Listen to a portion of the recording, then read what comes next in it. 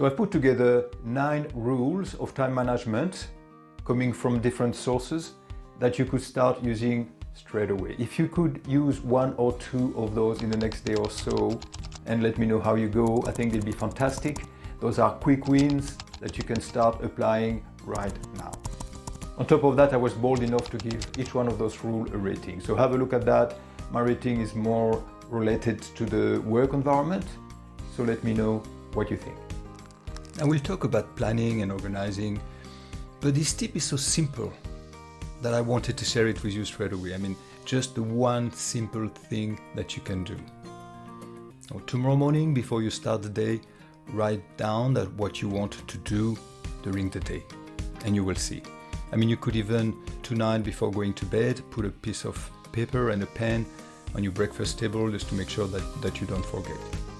You know, personally, I prefer the physical notebooks for this, so I use a pen and paper. I like the fact that I don't have to log on somewhere in the morning or to access a device. So for me, this is perfect. So studies have shown that it can increase by 40% your chances of doing this. I agree. You know, there is some type of commitment I found when you write something down, you know, almost as if you have made the promise to someone else. The advantage from a time management point of view is that you do not get sidetracked by things that were not on your list. You have a list, you stick to it. Another advantage is that it removes the items to remember from your head. You do not need to remember it because it is in front of you. You don't have to, during the day, think, oh, what do I need to do? What do I need to do? It's there. And your brain will feel less cluttered with tons of stuff that you need to remember. I will talk about fear a lot during this course. It sounds a bit dramatic, but you'll see that sometimes we disguise fear with other things. We say things like, you know, I'm not comfortable with this, I don't like it, I don't feel like doing this, but there's often fear behind it, although we don't want to admit it. Another advantage when you write down what you do during the day is that when you have a lot of things in your mind, it seems scarier to do than when you actually write them down. You know, and I will be using this principle when I suggest a system, a time management system later on. When there is something that you dread, that you don't look forward to doing, when you write it down, it feels less scary. There's a bit of a dissociation effect here. So I give this 3 stars. This is my own subjective rating. 3 stars of 3 because I really like this tip and it is very simple to implement. So the second concept is a single handling of a task. When you start something, you finish it. So this is simple, but not always practical when you work in a team. But the overall idea is that you need to finish something that you start. So, and this is especially true, let's say, when you work from home where you have a lot of distractions, or when you are doing something that is not that exciting, you always find a reason to do something else.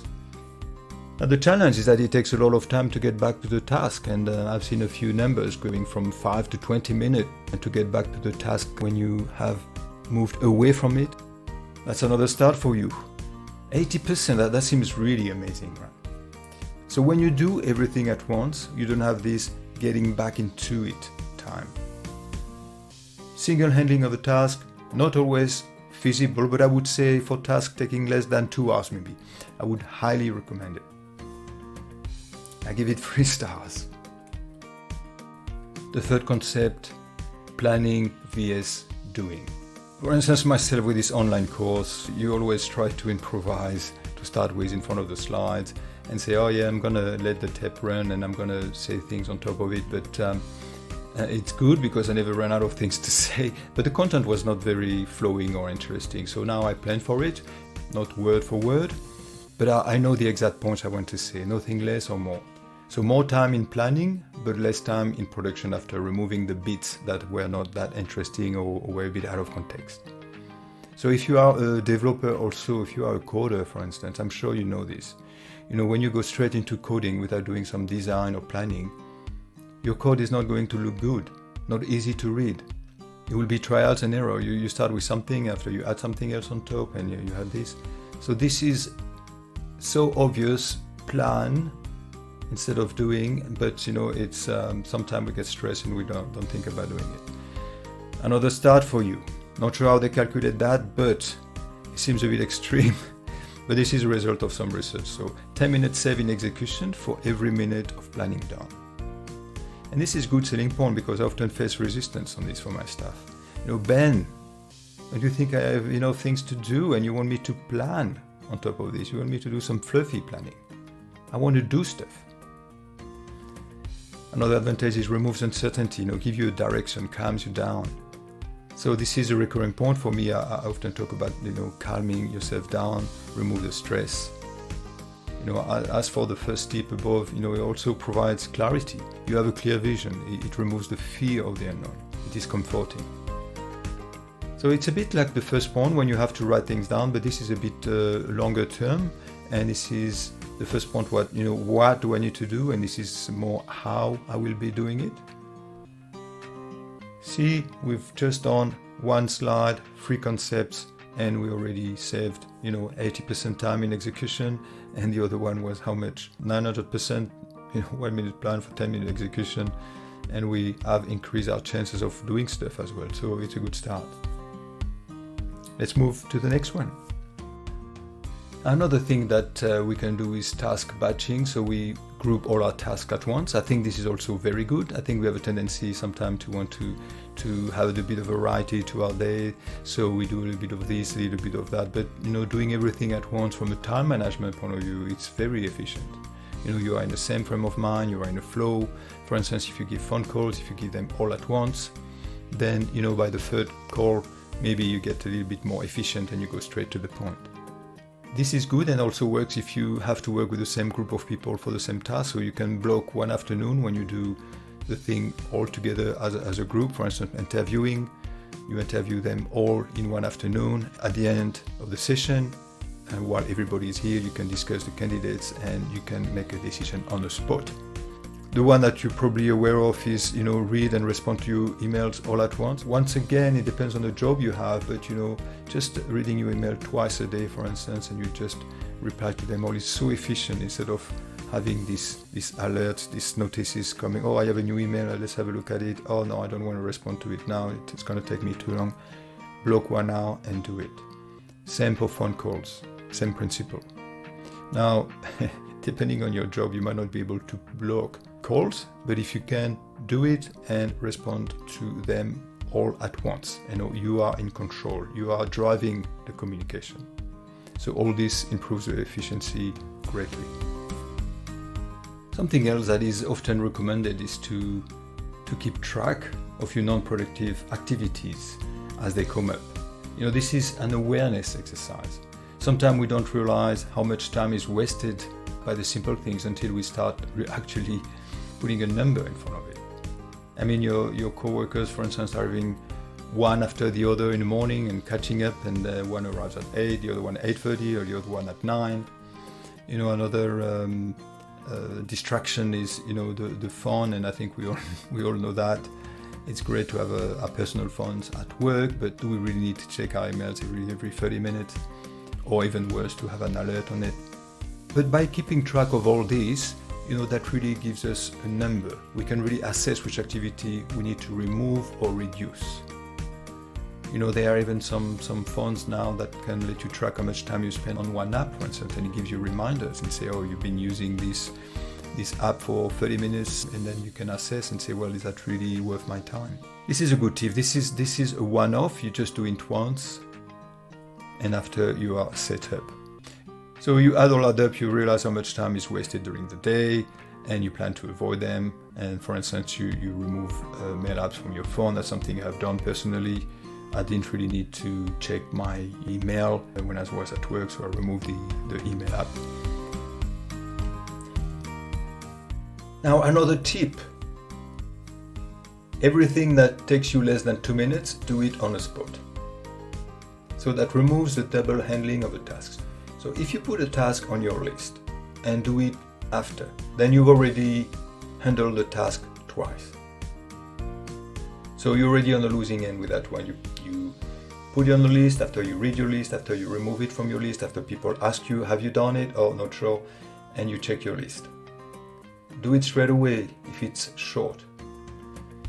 What I put there is 2 minutes is just a starting point. It will depend on the job you have. In the system actually I have later on, I suggest 10 minutes.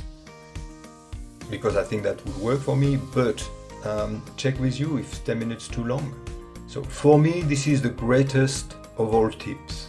Do things straight away when they don't take time. It will also make you look and feel efficient. And this is another big one. You know, people are always impressed when you do something that quickly.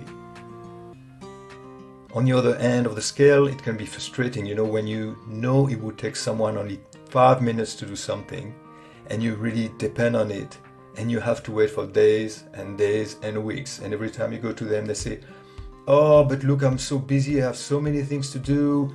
But you know, it would take you only 2 minutes to do it. And then, very efficient, you do it, and people say, oh, wow, I was impressed. You've done that, I was impressed. So it's good for you, and it's good for the others, and it's good for you in more ways than one. So this one, I give it 3 stars because it's only 3 out of 3, but I really love it, very enthusiastic about that one.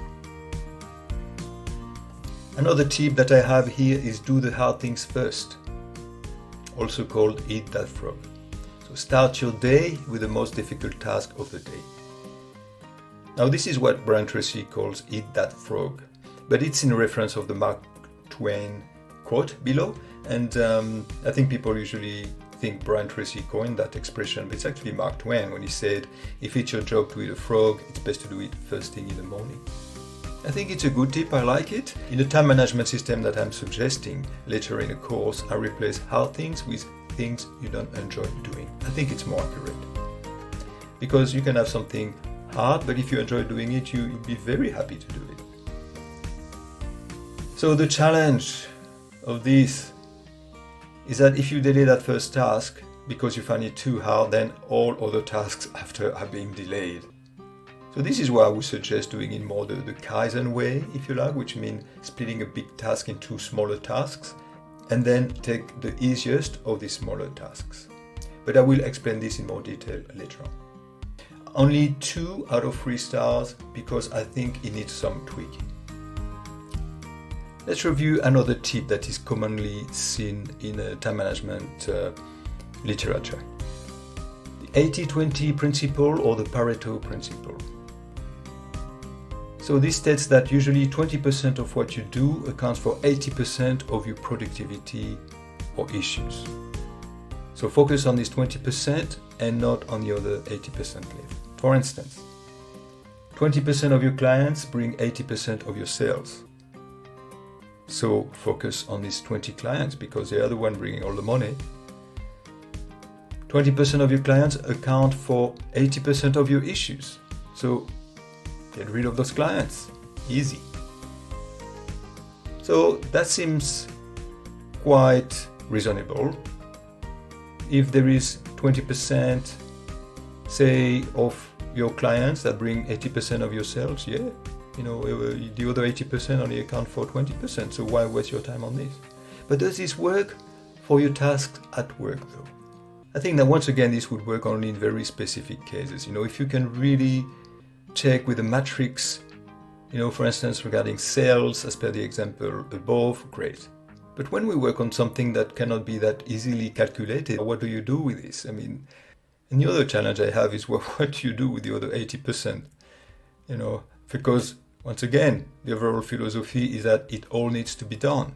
You cannot say, I'm not working on this because you know, that doesn't count much, so I'm not going to do it.